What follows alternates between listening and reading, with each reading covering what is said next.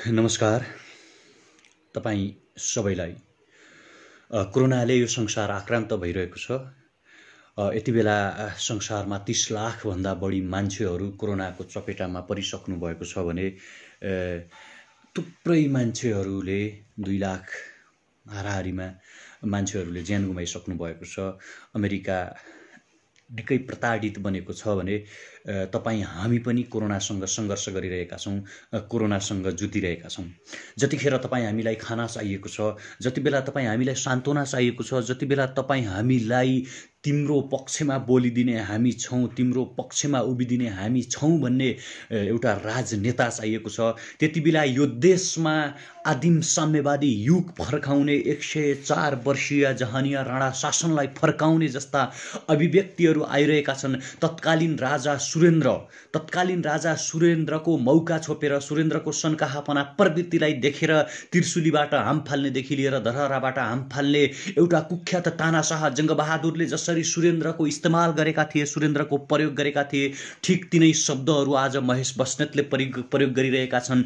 ठिक त्यस्तै शब्दहरू आज महेश बस्नेतले बोलिरहेका छन्। बन्दै नबनेको धरहराबाट म हाम फाल्दिन सक्छु यदि खड्गौली महाराजाले भन्यो भने भनेर जुन अभिव्यक्ति दिइरहेका छन्, ती अभिव्यक्तिहरूले नेपाली लोकतन्त्रको बिल्ला हानिरहेको छ। ती अभिव्यक्तिले स्वाधीनता, समृद्धि र सुशासनयुक्त नेपाललाई धजिया उडाइरहेको छ। ती अभिव्यक्तिहरूको तपाईँ हामीले घोर विरोध गर्न आवश्यक छ। जति बेला जनताहरू हिँडेर घर गइरहेका छन्, जति बेला मान्छेहरू देश विदेशमा थला पडिरहेका छन्, जति बेला मान्छेहरूलाई सान्त्वना चाहिएको छ, त्यति बेला एउटा नवजङ्ग बहादुर भनिरहेका छन्, म यदि खड्ग ओलीले भन्यो भने धरहराबाट हाम फाल्दिन सक्छु।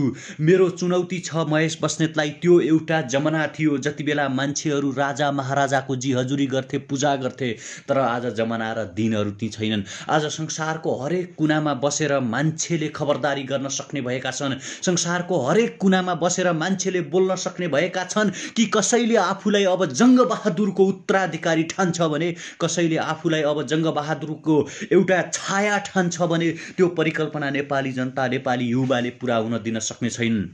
तत्कालीन समयमा राजा सुरेन्द्रको सनक्कैभरमा, तत्कालीन समयमा राजा सुरेन्द्रको सन्की प्रवृत्तिका कारणले 104 वर्षीय जहानिया राणा शासनको जसरी उदय भएको थियो, आज तिनै जङ्गबहादुर बन्ने प्रयत्न गरिरहेका महेश बस्नेत र सर्वेन्द्र खनाललाई अब ठाउँ ठाउँबाट लखेटिनेछ। अब ठाउँ ठाउँमा जनताले जुत्ता प्रहार गर्नेछन्, ठाउँ ठाउँमा जनताले कालो मुसो तयार गर्नेछन्। यतिले पनि पुगेन भने युवाहरूले विद्रोह गर्न आवश्यक छ। आज खाना बाँड्ने युवाहरूलाई चाहिँ जेल लिएका छन्। आज सामाजिक सञ्जालमा लेखेकै भरमा अभियन्ताहरूलाई जेल कोचिएका छन्। अब एउटा युवाको नयाँ विद्रोह जन्मिन आवश्यक छ, युवाको आक्रोश जन्मिन आवश्यक छ। केपी ओलीको कालकोठरी भित्र छिरेर, जङ्गबहादुरको कालकोठरी भित्र छिरेर, सिंहदरबार र बालुवाटारका नव महाराजाको कालकोठरी भित्र छिरेर ज्ञानेन्द्र साईलाई बाहिर ल्याउन आवश्यक छ। भीमसाईको 25,000 कहाँ जानेछ त्यो कुराको लेखाजोखा गर्न आवश्यक छ। मेरो प्रश्न छ सिंहदरबार र बालुवाटारका नाइकेलाई, जति बेला तिमी हाँसका छोइला खाँदै नेपालको सार्वजनिक ढुकुटी प्रयोग गरेर, नेपालको सरकारी ढुकुटीलाई खर्च गरेर संसद अपहरण गरिरहेका थियौ नि, मेरो प्रश्न छ खड्ग ओलीलाई आज 80 लाख विदेशिएका युवाहरू नेपाल आउन चाहन्छन्। 80 लाख विदेश भाषिएका युवाहरू नेपाल फर्किन चाहन्छन्, जसले विदेशबाट पठाएको पैसाले तिम्रो सिंहदरबार र बालुवाटार चल्छ, तिम्रा हाँसका छोइला चल्छन्, तिम्रा संसदहरू र तिम्रा युवराज जस्ता जङ्गबहादुरहरू, तिम्रा लठैट गुन्डाहरू, भस्मासुर रूपी केपी ओली, तिम्रा अरिङ्गाल र तिम्रा बगिनीहरू जुन खर्चले बाँच्छन् नि, त्यो खर्च पठाउने 80 लाख युवाहरू आज विदेशमा छन्। उनीहरू नेपाल फर्किन चाहन्छन्। ती 80 लाख युवा आफ्नो देशको प्रधानमन्त्रीलाई भेट्न चाहन्छन्। भस्मासुर रूपी केपी ओली, खड्ग ओली, तिम्रा कार्यकर्तालाई, तिम्रा महेश बस्नेतलाई, तिम्रा सर्वेन्द्र खनाललाई तिमी हाँसका छोइला खुवाउँछौ, तर 80 लाख युवाहरू नेपाल फर्किन चाहन्छन्। के तिमी विदेशमा एरोप्लेन पठाउन सक्छौ? के ती 80 लाख युवाहरूलाई नेपाल ल्याउन सक्छौ? के ती 80 लाख युवाहरूलाई मेरियट जस्तै होटलमा राख्न सक्छौ? के ती 80 लाख युवाहरूलाई हाँसको छोइला खुवाउन सक्छौ? तिमीसँग नैतिकता छ प्रधानमन्त्री? तिमीसँग आधार छ प्रधानमन्त्री? तिम्रा भक्तहरू, तिम्रा लठैतहरू, तिम्रा हनुमानहरू तिम्रो मलद्वारलाई पनि हरिद्वार ठानिरहेका छन् भने तिम्रा लागि बन्दै नबनेको धरहराबाट हाम फाल्न तयार छु भनिरहेका बेला विदेशिएका 80 लाख युवाहरूलाई नेपाल ल्याउने दम्ब, साहस र नैतिकता छ तिमीमा? यदि तिमीमा त्यो नैतिकता, साहस, दम्भ र इमान छैन भने किन प्रधानमन्त्री बनिराख्छौ?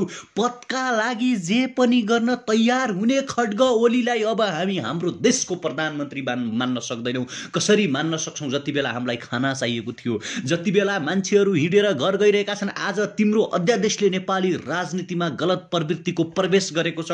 आज मान्छेहरू राजनीतिप्रति वितृष्णा पैदा गरिरहेका छन्। युवाहरू राजनीतिप्रति विश्वास मानिरहेका छैनन्। आम विदेशिएका युवाहरू त्यो देशको संस्कृति युक्त, सुसंस्कार युक्त, कल्याणकारी लोकतन्त्र युक्त राजनीतिलाई हेरेर काश मेरो देशको प्रधानमन्त्री पनि यस्तै भइदिएको भए, काश मेरो देशको राष्ट्रपति पनि यस्तै भइदिएको भए, मेरो देश कति सुन्दर हुन्थ्यो भन्ने परिकल्पना गरिरहेका बेला, त्यो देशका सुन्दर विकासका योजनाहरू देखिरहेका बेला तिमीलाई हामी हाम्रो देशको प्रधानमन्त्री कसरी मान्न सक्छौँ? खड्ग ओली आफ्नो बालुवाटारको राज शासनलाई जसरी पनि टिकाइ राख्नका लागि कहिल्यै प्रचण्ड उचाल्ने त कहिल्यै माधव नेपाल उचाल्ने, अनि कहिल्यै झलनाथ खनाल त कहिल्यै वामदेव गौतम उचाल्ने। त्यतिले पुगेन भन्दैमा आफ्नै जनताको बहुदलीय जनवादलाई त्रिशुलीको दास ढुङ्गामा तिलाञ्जली दिएर राष्ट्रपति बन्न सफल महामहिम मार्फत गलत तपाईँको चाहिने अध्यादेश ल्याएर सांसदसम्म अपहरण गर्न पछि नपर्ने खड्ग ओलीलाई यो देशको कुन चाहिँ युवाले, यो देशको कुन चाहिँ सबल नागरिकले, यो देशको कुन चाहिँ क्रिटिक्स मान्छेले आज देशको प्रधानमन्त्री मान्लान्? यो कुरा हामी कसरी पत्याउन सक्छौँ? हामी कसरी विश्वास गर्न सक्छौँ? जति बेला 80 लाख युवाहरू यो देशमा रेमिट्यान्स पठाउँथे, जतिखेर 80 लाख युवाहरू यो देशको राष्ट्रिय ढुकुटी निर्माण गर्थे, त्यति बेला सबैले हाई गर्थे। आज खड्ग ओली आफ्ना केही मतियारहरूलाई, आफ्ना केही लठैतहरूलाई संसद अपहरण गर्न लगाउँछन्, अनि यो देशको प्रहरीलाई कब्जा गर्छन्, यो देशको सुशासनलाई कब्जा गर्छन्, यो देशका संवैधानिक अङ्गहरूमा गिद्धे दृष्टि गार्छन्, अनि यो देशको सबैभन्दा पुरानो रेडियो नेपालमाथि चाहिँ कब्जा गर्न खोज्छन् भने यहाँ लोकतन्त्र छ कि जङ्गबहादुरको शासन छ? यहाँ ओली तन्त्र छ कि गुण्डा राज छ? यो कुरा तपाईँ हामी सबैले प्रश्न गर्न आवश्यक छ। ज्ञानेन्द्र साईलाई किन छोडिएन? ज्ञानेन्द्र साईलाई किन रिहाई गरिएन? प्रश्न छ। यदि तिमीले ज्ञानेन्द्र साईलाई छोडेनौ भने अब युवाले सडकबाट तिम्रा जेलहरूमाथि आक्रमण गर्नेछन्, तिम्रा प्रशासनमाथि आक्रमण गर्नेछन् र ज्ञानेन्द्र साईलाई छुटाउनेछन्। यो कुरा तिमीले बुझ्दा र जान्दा आवश्यक हुन्छ। कोरोनाको 80 करोडको राहत बाँड्यौ जुन तिमीले भन्यौ नि, त्यो कहाँ बाँडियो? कुन पसलबाट सामान कुनियो? नेपालको कुन चाहिँ जनतालाई त्यो राहत दियो? हरेक मान्छेले प्रश्न गर्न आवश्यक छ। त्यो राहत कुन चाहिँ मान्छेले पायो? मैले पाएँ भनिदिनु पर्यो। यतिले त पुगेन। भरतपुर महानगरपालिकामा आज एउटा सीसीटीभी फुटेज सार्वजनिक भएको छ, जहाँ नगरपालिकाकै कर्मचारीहरू अस्पतालको सामग्री चोरिरहेका देखिन्छन्। यो देशमा भइरहेको चाहिँ के छ? यहाँ कसको शासन छ? यहाँ जनताले चुनाएका प्रतिनिधिको शासन छ कि यहाँ ओली तन्त्र छ, यहाँ गुण्डा राज छ, यहाँ महेश तन्त्र छ, यहाँ सर्वेन्द्र तन्त्र छ? कुन तन्त्र छ? मेरो प्रश्न छ। अनेरा सोबिउ के गर्दैछ? सडकको बाघ भन्थ्यो कुनै दिन अनेरा सोबिउ आफूलाई। सडकको बाघ, सडकको साथी, सडकको सङ्घर्ष, कपालमा रातो कफन बाँधेर लोकतन्त्र र गणतन्त्रका पक्षमा वकालत गर्छौँ भन्ने आज अनेरा सोबिउले किन भरतपुर महानगरपालिकामा सामग्री चोरी हुँदाखेरि बोल्दैन? किन बोल्दैन अनेरा सोबिउले? जबकि एउटा अर्को जङ्गबहादुर जन्मिन खोज्दैछ र भन्दैछ कि म अब केपी ओलीले भन्यो भने निर्माणाधीन धरहराबाट हाम फाल्दिन तयार छु। यो पनि लोकतन्त्र हुन्छ? यस्तो पनि सरकार हुन्छ? यस्तो पनि शासन हुन्छ? यस्तो पनि समय हुन्छ? आज ठाउँ ठाउँमा अभियान प्रहार भइरहेको छ। त्यो प्रहारको जिम्मा कसले लिन्छ? नागरिक सर्वोच्चता, नागरिक प्रधान होइन लोकतन्त्र र गणतन्त्रमा? नागरिकहरू पहिलो प्राथमिकतामा होइन? देश पहिलो प्राथमिकतामा होइन लोकतन्त्र र गणतन्त्रमा? देश पहिलो प्राथमिकतामा हुँदा हुँदै पनि देशभन्दा माथि गलत राजनीति कसरी बन्यो? देशभन्दा माथि केपी ओली कसरी बने? संविधानभन्दा माथि केपी ओली कसरी बने? प्रधानमन्त्रीको पद केपी ओलीका लागि मात्रै किन? केपी ओली भन्दा अरू छैन नेकपामा प्रधानमन्त्री बन्न लायक? यदि नेकपामा प्रधानमन्त्री बन्न लायक केपी ओली भन्दा अरू कोही छैन भने प्रधानमन्त्री बन्ने जिम्मा युवालाई दिदेऊ। युवा प्रधानमन्त्री बन्न सक्दैनन् भन्ने के छ? आज सारा मारिनहरू 34 वर्षको उमेरमा प्रधानमन्त्री बनिरहेका छन्। 30-35 वर्षका कन्हैया कुमारहरू मात्र आज फोर्ब्सको टप 20 मा पुगिरहेका छन्। मालाला युसुफजाईहरू 17 वर्षको उमेरमा नोबेल पुरस्कार जितिरहेका छन् भने ग्रेटा थनबर्गहरू 14 वर्षको उमेरमा क्लाइमेट चेन्जको पक्षमा बोलेर यो संसारको उत्कृष्ट मान्छे बनिरहेका बेला यो देशमा अनेरा सोभिउमा त्यस्तो मान्छे छैन जो देशको प्रधानमन्त्री बन्न सकोस्। नेकपाभित्र त्यस्तो युवा छैन जो केपीलाई विस्थापन गर्न सकोस्। यहाँ महेश बस्नेत र सर्वेन्द्र खनालको मात्रै शासन हो। यो देशको राष्ट्रिय ढुकुटी यिनीहरूलाई जहाँ खर्च गर्न मन लाग्यो त्यही खर्च गर्न पाउने अधिकार र छुट छ। यिनीहरूलाई मन लाग्यो छोइला खाएका छन्, यिनीहरूलाई मन लाग्यो सरकारी ढुकुटी खर्च गरेर गाडी चढेका छन्, मन लाग्यो यिनीहरू जथाभावी डुलेका छन्, हिँडेका छन्, लकडाउन उल्लङ्घन गरेका छन्, मन लाग्यो 80 करोडको राहत बाँड्यौँ भनेका छन् जसको कुनै प्रमाण छैन, जसको लेखाजोखा छैन। मान्छेहरू सडकमै भोक भोकै तडपिरहेका बेला अनि यो देशको राष्ट्रिय ढुकुटी यिनीहरूलाई खर्च गर्न दिने, यिनीहरूलाई लुट्न दिने, यस्तो पनि शासन हुन्छ। आज खाना बाँडेकै भरमा ज्ञानेन्द्र साई जेल गएका छन्, ज्ञानेन्द्र साई हिरासतमा रहेका छन्। हामीले ठाउँ ठाउँमा हाम्रा अभियन्ताहरूमाथि ठाउँ ठाउँमा जसले खाना बाँडिरहेका छन्, जसले सरकारले गलत काम गर्यो भनेर भ्रष्टाचारको विरोध गरिरहेका छन्, तिनीहरूलाई ठाउँ ठाउँमा अप्ठ्यारो पारिरहेको छ। मलाई हिजो मात्रै खबर आएको थियो, सुदूरपश्चिममा एउटा हाम्रो अभियन्ता हुनुहुन्छ यादव जोशी, जो बोल्न्या थलीको संयोजक हुनुहुन्छ। बोल्न्या थलीले पश्चिम सेतीका लागि थुप्रै कार्यक्रम गरेको छ, सडकमा सङ्गीत सङ्घर्ष कार्यक्रम गरेको छ, काठमाडौँमा कचौरा दैलोमा दबाई अभियान अनि दाना पानी अभियान सुरु गरेका यादव जोशीलाई चाहिँ सुदूरपश्चिमको सरकारले नियन्त्रण लिन खोज्दैछ। सुदूरपश्चिम सरकारले के गर्न खोजिरहेको छ? केपी ओलीको ठाडो निर्देशनमा अभियन्ताहरूलाई ठाउँ ठाउँमा प्रहार गर्न मिल्छ। आज मान्छेहरूले प्रहार गरिरहेका छन्, हामी यो देशको नागरिक होइन, हामीलाई बोल्ने अधिकार छैन, हामीलाई भन्ने अधिकार छैन। लोकतन्त्र केका लागि ल्याएको, किन लडेका हाम्रा पुर्खाहरू, किन 17,000 मान्छेहरू शहीद बनेका त? यदि हामीले बोल्न पाउँदैनौँ भने, हामीले काम गर्न पाउँदैनौँ भने, हामीले हरेकचोटि भनेका छौँ हामी काम गर्दैनौँ, तिमी उठेर आइदेऊ केपी ओली, तिमी तिम्रा कार्यकर्तालाई भनिदेऊ कि यहाँ मिस्टेक भइरहेको छ, यहाँ गल्ती भइरहेको छ, जाऊ अब सडकमा जाऊ, खाना बाँड, औषधि बाँड, भ्रष्टाचारको विरोध गर। चितवनमा भरतपुर महानगरपालिकामा नगरपालिकाकै कर्मचारीले चाहिँ त्यहाँ औषधि चोरिरहेको भिडियो सार्वजनिक भएको छ। तिनीहरूलाई कारबाही हुन्छ कि हुँदैन? रेडियो नेपाल जस्तो सञ्चार माध्यममा यिनीहरूले कब्जा जमाएका छन्। त्यहाँ को मान्छेलाई अब गेस्टमा लिने, कोलाई नलिने भन्ने कुरा केपी ओलीले निर्धारण गर्ने कुरा हो। पत्रकारिताको आफ्नो इथिक्स हुँदैन, पत्रकारिताको आफ्नो नैतिकता हुँदैन। पिर्त पत्रकारिता गर्ने, येलो जर्नलिज्म गर्ने केपी ओलीले सञ्चार माध्यम कब्जा गर्ने, प्रहरी जस्तो एउटा चाहिँ राज्यको सुरक्षा अङ्गलाई चाहिँ कब्जा गर्ने, अख्तियार दुरुपयोग अनुसन्धान आयोगमा तपाईँको यो चाहिँ सर्वेन्द्र खनाल जस्तो भ्रष्ट नैतिक र पातकी मान्छेलाई निर्माण गर्न खोज्ने, अनि नेकपाभित्र अरू सांसद छैनन् जसले चाहिँ प्रहरीको मुखमा राको जोत्थ्यो, जसले प्रहरीलाई चाहिँ बलेको आगोले हान्थ्यो। त्यो महेश बस्नेत जस्तो मान्छेलाई चाहिँ केपी ओलीले आफ्नो राइट ह्यान्ड बनाएर हुन्छ। क्रिटिक्स हुनु पर्दैन मान्छे, पोस्ट मोडर्निज्मलाई मान्नु पर्दैन मान्छेले, नियो मार्क्सिज्मलाई मान्नु पर्दैन, उत्तर आधुनिकतावादलाई मान्नु पर्दैन। आज संसारको लोकतान्त्रिक अर्थव्यवस्थालाई हेर्ने हो भने कसरी डिफाइन गर्ने? आज अमेरिकाको अर्थव्यवस्था के छ, चाइनाको अर्थव्यवस्था के छ, क्युबाको अर्थव्यवस्था के छ, उत्तर कोरियाको अर्थव्यवस्था के छ, बोरिस जनसन के गर्दैछन्, भारतीय प्रधानमन्त्रीले आफ्नो देशलाई कसरी अगाडि बढाउँदैछन् भन्ने कुरा अध्ययन गर्ने कि नगर्ने? न कि म अब केपी ओलीले भन्यो भने सिंहदरबार र धरहराबाट हाम फाल्न तयार छु भन्ने, अनि रेडियो नेपालमा बोलेकै भरमा चाहिँ त्यहाँ चाहिँ त्यो लाइभ हटाउन लगाउने, माफी माग्नु पर्ने, अनि चाहिँ तपाईँको चाहिने आफ्नो सरकार टिकाउनकै लागि संसदहरू राष्ट्रिय बजेट खर्च गरेर अपहरण गर्नुपर्ने, यो पनि तरिका हुन्छ, यो पनि शैली हुन्छ।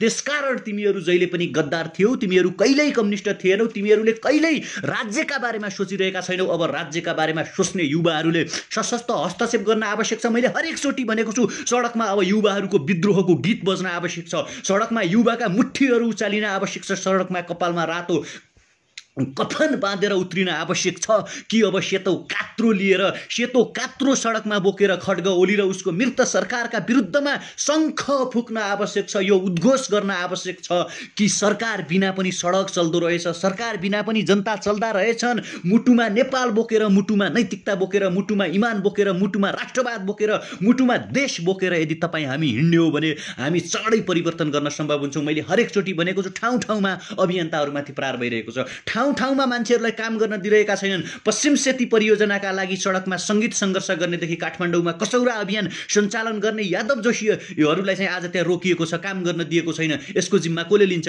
आज भीम उपाध्यायहरू स्ट्याटस लेखेकै भरमा गिरफ्तार हुन्छन्, 25-25 हजार रुपियाँ धरौटी लिइरहेका छन्। त्यो पैसा कहाँ जान्छ, कता जान्छ, त्यसको सवाल, त्यसको हिसाब किताब कसले दिन्छ? यो प्रश्न छ सिंहदरबार र बालुवाटारका नाइके र मतियारहरूलाई। यदि तिमीहरू सुध्रेनौ भने, तिमीहरू महाराजा बनिरह्यौ भने, तिमीहरूले यो देशलाई लुट्न खोजिरह्यौ भने तिमीहरूको दिन धेरै लामो छैन। यो संसारका कुख्यात तानाशाहहरू पतन भएका थिए। मैले हरेकचोटि भन्दै आएको छु, अब युवाहरूले जाग्न आवश्यक छ, युवाहरूले बोल्न आवश्यक छ, गुण्डा राज अन्त्यका लागि बोल्न आवश्यक छ, कालो बादल फटाउन आवश्यक छ।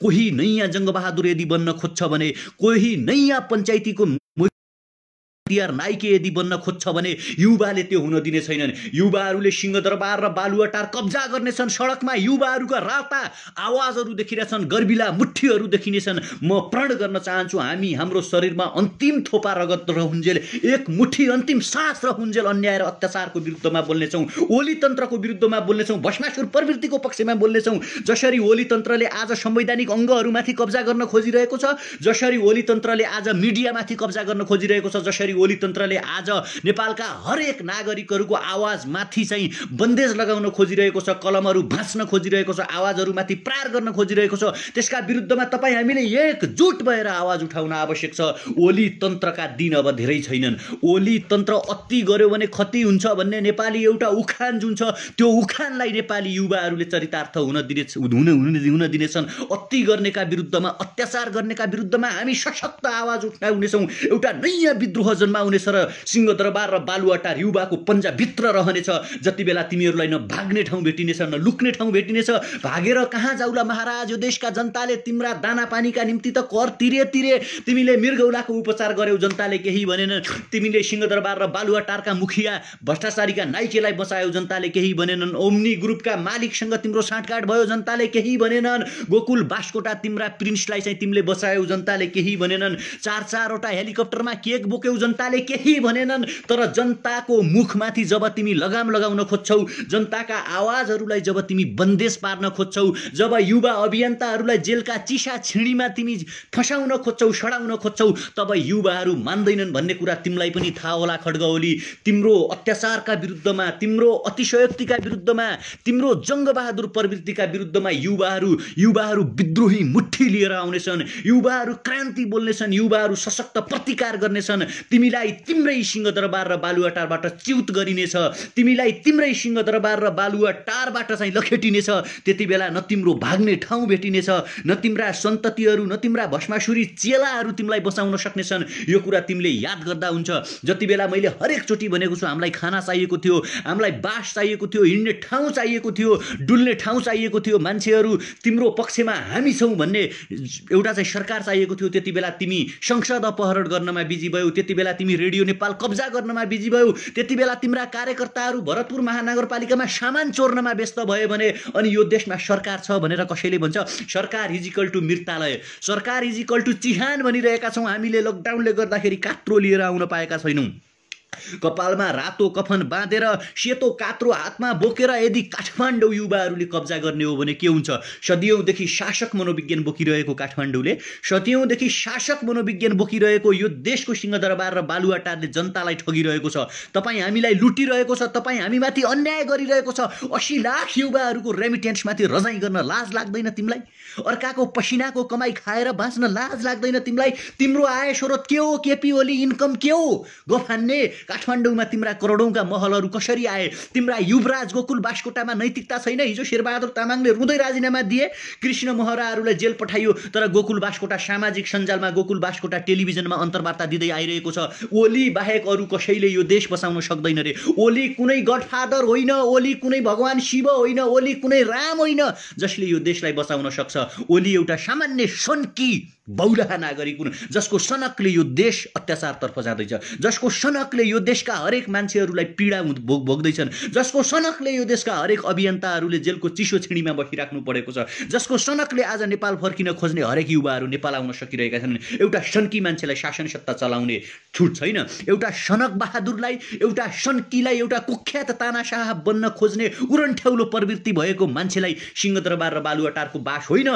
पाटन हस्पिटल तर लगेर उसको दिमागको उपचार गराउनुपर्छ। त्यसकारण ओली तन्त्रको अन्त्यका लागि बोलौँ। मान्छेले सोचेका थिए हिजो नाकाबन्दी बन्दीका बेला ओलीको भाषणलाई हेरेर हामी पनि सोच्ने गर्थ्यौँ ओलीले केही गर्छन्, ओलीभित्र केही छ। तर ओलीभित्र उरनठेउलोपना रहेछ, ओलीभित्र टुक्का मात्रै रहेछन्, ओलीभित्र झुट मात्र रहेछ, ओलीभित्र एउटा यस्तो कुण्ठा रहेछ जुन कुण्ठाले कसरी आफ्ना मान्छे बनाउने, आफू कसरी प्रधानमन्त्री बनिराख्ने, कसरी आफ्ना वरिपरिका आसेपासेहरूलाई शासन सत्तामा टिकाइराख्ने भन्ने गलत मनोविज्ञान र प्रवृत्ति मात्र देखिन्छ।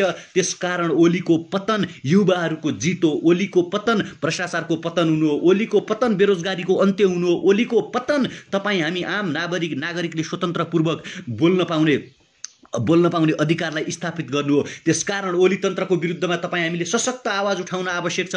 जबसम्म देशमा ओली तन्त्र रहन्छ, तबसम्म गुण्डा राज रहन्छ, तबसम्म महेश प्रवृत्ति रहन्छ, तबसम्म जङ्गबहादुर प्रवृत्ति रहन्छ, तबसम्म सनक प्रवृत्ति रहन्छ। आज लेखाजोखा देखाउन सकिरहेका छैनन्। 80 करोडको राहत कहाँ बाँडियो?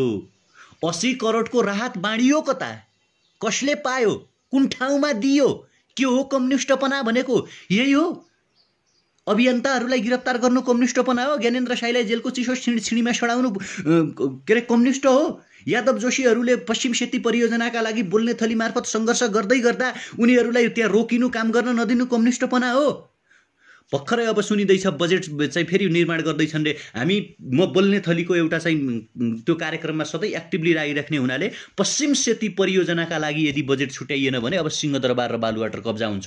सुदूरपश्चिमले कब्जा गर्छ सिंहदरबार र बालुवाटारलाई। नेपालको तपाईँ जुन जुन ठाउँको युवाहरू कृपया तपाईँहरू हेर्दै हुनुहुन्छ, जुन ठाउँको युवाहरू अब त्यो ठाउँको विकासका लागि बजेट खोज्ने हो, लुस्ने हो बजेट के छ त आफ्नो ठाउँको सम्भावित परियोजना, त्यसमा बजेट किन हालेन ओली सरकारलाई सोध्ने हो। आफ्नो ठाउँको विकास परियोजनाका लागि बजेट अब आफैले माग्ने हो। दे बजेट निकासा गर, छुट्या बजेट भाषणमै बोलिनुपर्छ ती ठाउँहरू विकासका सम्भावनाहरू। ओलीको बालकोट र ओलीको झापामा मात्रै टावर बनाएर केही हुनेवाला छैन। यो देशका आम मान्छेले खान पाउनुपर्छ। यो देशका हरेक गरिबहरूको घर घरमा बजेटको अंश पुग्नुपर्छ। यो देशका हरेक सर्वहारा वर्ग, यो देशका हरेक मजदुर, यो देशका हरेक विद्यार्थी, यो देशका हरेक नागरिक, अब हरेक युवाले नेपाल फर्किनुपर्छ। विदेशिएका हरेक युवा कहिलेसम्म विदेश बस्ने, कहिलेसम्म अर्काको देशमा आफूलाई बेचिराख्ने, कहिलेसम्म चाहिँ शरम सम्झौता गरेर युवालाई विदेश पठाइराख्ने? युवालाई नेपालमा रोजगार दिन सकिँदैन भने छोड्नुहोस् ओलीजी।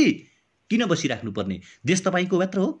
सिंहदरबार र बालुवाटारमा तपाईँले इमान्दारीपूर्वक शासन गर्न सक्नु भएन भने बालकोट गएर बस्नुहोस्, बालकोटमा बस्नुहोस्, त्यहाँ आराम गर्नुहोस्, रेस्ट गर्नुहोस्। नेकपाको कोलाई चाहिँ सल्लाह दिने हो, त्यहीँबाट सल्लाह दिनुहोस्। सूर्य थापालाई सल्लाह दिनुहोस्, गोकुल बास्कोटालाई सल्लाह दिनुहोस्, महेश बस्नेत आफ्ना चेला चाली अनि हाम्रो चाहिँ सर्वेन्द्र खनाललाई त्यहीँ वरिपरि सेक्युरिटी गार्ड बनाउनुहोस्, त्यतैतिर लिएर त्यहीँ राख्नुहोस्। तर सिंहदरबार र बालुवाटारमा बस्ने धस्काउने, साइन धस्काउने, धस ल यो देशमा युवालाई बेच्ने, यहाँ युवालाई बेच्ने, यहाँ युवालाई बेच्ने, यहाँ यति सम्झौता गर्ने भन्ने, विदेश जान्छन् र युवाहरूले नेपालमा रेमिटेन्स पठाउँछन् अनि आफूले मोज गर्ला भनेर युवालाई विदेश पठाउने प्रवृत्तिको अन्त्यका लागि भए पनि तपाईँ हामीले खड्ग ओलीको पतनको बाटो रोज्नु छ। खड्ग ओलीले सिंहदरबार र बालुवाटारमा बस्न छुट छैन। अब कुन नैतिकताले बस्छौ? विधायक ल्याएका थियौ, फिर्ता गराइदिए।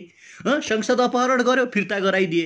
रेडियो नेपालमा हस्तक्षेप गर्यो, नागरिकले विरोध गरे। मान्छेहरूलाई नागरिकले विरोध गरे। हामी खाना बाँडिरहेका थियौँ, हामीलाई ठाउँ ठाउँमा रोक्यौ। अर्को एउटा अभियन्ताले खाना बाँडिरहेका थिए, उनलाई जेल पठाइदियौ। भीम उपाध्यायले सामाजिक सञ्जालमा लेखे, उनलाई चाहिँ जेल हाल्यौ। अनि सुदूरपश्चिममा यादव जोशीहरू बोल्ने थली मार्फत सङ्घर्ष गरिरहेका थिए, त्यहाँ उनलाई काम गर्न रोकिरहेका छौ। नैतिकता कहाँ छ भने तिमीमा? इमान्दारिता खै, कम्युनिजमपना खै, देशको प्रधानमन्त्री तिमी जस्तै हुन्छन्। एक पछि अर्को गर्दै काण्डमा फँसिरहेका तिमीलाई त निर्मला पन्तको पाप लाग्छ। खड्ग ओली, जति बेला निर्मला पन्त काण्ड चरम उत्कर्षमा थियो त्यति बेला तिम्रो प्रहरी प्रमुख, तिम्रो झोले, तिम्रो छोरो, तिम्रो चाहिँ नजिकको के भन्छन् त्यो हनुमान सर्वेन्द्र खनाल प्रहरी प्रमुख थियो। त्यो मान्छेले किन निर्मला पन्तका बलात्कारी र अपराधीहरूलाई पत्ता लगाएन? शराप लाग्छ तिमीलाई। 33 किलो सुन एयरपोर्टबाटै गायब भयो। एयरपोर्टसम्म सुन आयो है। हेर्नुहोस् है, तपाईँहरू नि सबैले जान्नुपर्छ, एयरपोर्टसम्म सुन आयो 33 किलो। अब एयरपोर्टबाट त्यो सुन कहाँ गयो अहिलेसम्म मान्छेहरूलाई थाहा छैन। एयरपोर्टबाट अनि प्रहरी प्रमुखको थियो भने यही संसद अपहरणकारी, यही चाहिँ हाँसको छोइला खाने, यही जनताको चाहिँ लकडाउन उल्लङ्घन गर्ने, यही सरकारी ढुकुटीमा मेरिएट होटलमा बस्ने यही सर्वेन्द्र खनाल प्रहरी प्रमुख हुँदाखेरि 33 किलो सुन आयो। त्यसपछि व्हाइट बडी काण्ड आयो। त्यो व्हाइट बडी काण्ड न कहिले छानबिन भयो न चाहिँ केही भयो। अनि जनताको श्राप लाग्दैन? मान्छेले खान पाएका छैनन्, मान्छेले डुल्न पाएका छैनन्, मान्छेले हिँड्न पाएका छैनन्। मान्छे 10-20 हजार 25 हजार कमाउनका लागि विदेश गएका छन्, विदेश पुगेका छन्। अनि खड्ग ओली 4-4वटा हेलिकप्टर बुक गरेर कहाँ पुग्छन् भने झापामा पुगेर चराचर केक काटेर बस्छन्। अनि यो मान्छेलाई श्राप लाग्दैन? पाप लाग्दैन? गलत कुरा गरेर केही पनि हुँदैन। गलत कुरा न हामी सुन्न चाहन्छौँ न देख्न चाहन्छौँ। यदि तपाईँ एउटा असल कार्यकर्ता हो, तपाईँ इमान्दार कार्यकर्ता हो, तपाईँ नेकपाको चाहिँ एउटा कम्युनिस्ट शासन पद्धतिलाई मान्नुहुन्छ भने, कम्युनिस्ट शासन प्रणालीलाई तपाईँ एक्सेप्ट गर्नुहुन्छ भने, तपाईँ समाजवादलाई, साम्यवादलाई, ठोस परिस्थितिको ठोस विश्लेषण अथवा तपाईँ भौतिकवादी हो र तपाईँ इथिक्सलाई मान्नुहुन्छ, तपाईँ नैतिकतालाई मान्नुहुन्छ भने तपाईँ केपी ओलीको साथ दिन छोडिदिनुहोस्। किनकि गलत मान्छेको साथले देश 10औं वर्ष पछाडि धकेलिन्छ, 20औं वर्ष पछाडि धकेलिन्छ। किन हामीले जबरजस्ती देशलाई पछाडि धकेल्ने? कसैको सन्कीपनालाई हेरेर, कसैको बौलाहापनलाई हेरेर, कसैको चाहिँ जङ्गबहादुर बन्ने प्रवृत्तिलाई हेरेर अनि तपाईँ हामीले त्यो मान्छेलाई साथ दिएर त्यसको भक्त बनेर त्यसको झोले बनेर अनि काम गर्यो भने देश बन्छ कि बन्दैन? देश यस्तै बन्छ। देश संसारको कुनै पनि देशमा आज न विधायक ल्याउने, न चाहिँ सरकार बदल्ने, न सांसद अपहरण गर्ने खेल चलेको छ। तर नेपालमा चाहिँ चलिरहेको छ। नेपालमै विधायक आए, फ्लप खाए, नेपालमै सांसद अपहरण भए, नेपालमै रेडियो नेपाल जस्तो एउटा सञ्चारको माध्यममाथि चाहिँ हस्तक्षेप गरियो, संवैधानिक अङ्गमाथि हस्तक्षेप यहीँ गरियो। कहिले माधव नेपाल र केपी ओली एक ठाउँमा मिटिङ बस्छन्, कहिले प्रचण्ड र केपी ओली अर्को ठाउँमा मिटिङ बस्छन्। अनि जनतालाई भात चाहिएको बेला, जनतालाई खाना चाहिएको बेला, जनतालाई चाहिँ रासन चाहिएको बेला यो तरिकाले यसरी यो किसिमको प्रवृत्ति संसारको कुन चाहिँ देशमा भएको छ? नेकपाको कार्यकर्ताहरू कृपया तपाईँ पनि भनिदिनुहोस् न। जो अहिले तल कमेन्ट गरिराख्नु भएको छ, तपाईँ कमेन्ट गर्ने जो नेकपाको गलत बोल्यो यो भनी म हेरिरहेको छु यहाँ भनिराख्नु भएको छ, ल प्रश्न सोध्नु तपाईँ नै भन्नुहोस्। संसारको कुन देशमा आज सरकार बनाउने कि गिराउने भनेर अध्यादेश जारी भयो? संसारको कुन चाहिँ देशमा यो कोरोनाको बेला चाहिँ आज संसद अपहरण भयो? संसारको कुन चाहिँ देशमा म जङ्गबहादुर जसरी हामफाल दिन्छु भनेर कुनै संसदले भन्यो? कुनै देश छ? नै नेकपाको कार्यकर्तालाई मेरो प्रश्न छ, कुनै देश छ भने यो देश छ भनिदिनुहोस् न। आज चाइनाको अवस्था के छ? कम्युनिस्टकै कुरा गरौँ न। रसियाको अवस्था के छ? भ्लादिमिर पुटिन के गर्दैछन्? किम जोङ उन के गर्दैछन्? बिरामी भएका छन् भन्ने छ। क्युबामा के हुँदैछ? बोलिभियामा के हुँदैछ? भेनेजुलामा के हुँदैछ? अनि नेपालमा चाहिँ के हुँदैछ? के हुँदैछ भनिदिनुहोस् न तपाईँहरू। अर्कालाई गाली गर्नुभन्दा अगाडि, अर्कालाई जे पायो त्यही भन्नुभन्दा अगाडि एकचोटि तपाईँहरू भनिदिनुहोस्, केपी ओलीलाई प्रश्न सोध्नुहोस् कि जनताले खान पाए कि पाएनन्? जनता सुरक्षित तरिकाले घर जान पाए कि पाएनन्? सरकार हुनुको आभास नागरिकहरूले पाएका छन् कि छैनन्? मलाई प्रश्न सोध्ने होइन, खड्ग ओलीलाई प्रश्न सोध्ने। त्यो नैतिकता र इमान तपाईँले राख्नुपर्छ।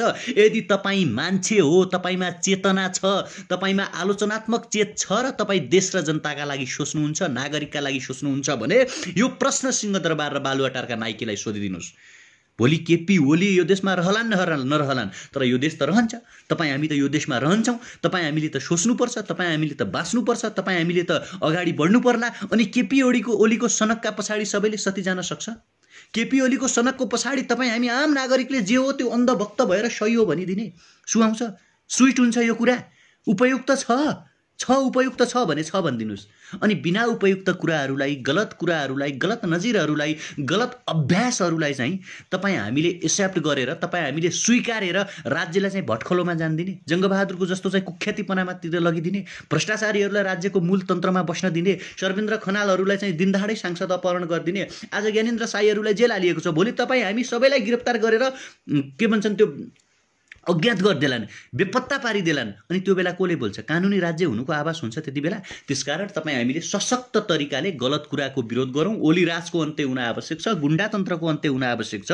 बरु यो निर्वाचनको म्यान्डेट अनुसार, रोडम्याप अनुसार नेकपाई भित्रको कोही मान्छे प्रधानमन्त्री बनोस्, एउटा राम्रो मान्छे प्रधानमन्त्री बनोस्। हामी त चाहन्छौँ ऐन महर नै प्रधानमन्त्री बनुन्, हामी त चाहन्छौँ घनश्याम भुसाल, योगेश भट्टराईहरू नै प्रधानमन्त्री बनुन्, रामकुमारी झाँक्रीहरू नै प्रधानमन्त्री बनुन्, भीम रावलहरू नै प्रधानमन्त्री बनुन्। किनकि सबैसँग क्षमता छ, सबैसँग क्यापासिटी छ, सबैसँग शक्ति छ। त्यसकारण उहाँहरू बन्नुहुन्छ भने हामीले भन्यौँ हामी काम गर्न तयार छौँ।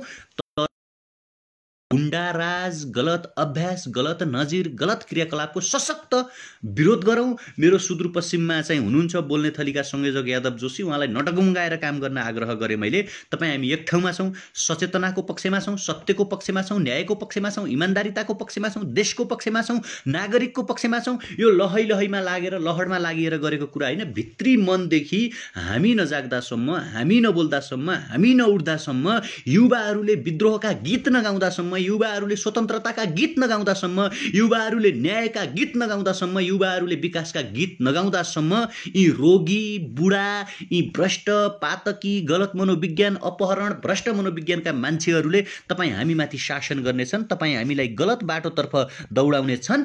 त्यसकारण तपाईँ हामीले एक हुन आवश्यक छ, तपाईँ हामीले एउटा भोइस दिन आवश्यक छ र सुतिरहेका कुम्भकर्णहरूलाई उठ हो कुम्भकर्ण, अहिले तिमी उठेनौ भने भोलि युवाहरूले उठाउनु पर्यो भने, विद्रोहका राका लिएर आयो भने न लुक्ने ठाउँ हुनेछ न भाग्ने ठाउँ हुनेछ। त्यति बेला यो संसारको मैयौँ भन्ने माइकालालले पनि यो देशका पतित मनोविज्ञान बोकेका शासकहरूलाई बचाउन सक्ने छैनौँ भन्ने एउटै आवाज बोल्न आवश्यक छ भन्दै अहिलेका लागि चाहिँ म तपाईँहरू मार्फत बिदा हुन चाहन्छु। भेट्दै गरौँला। धन्यवाद। नमस्कार। जय देश।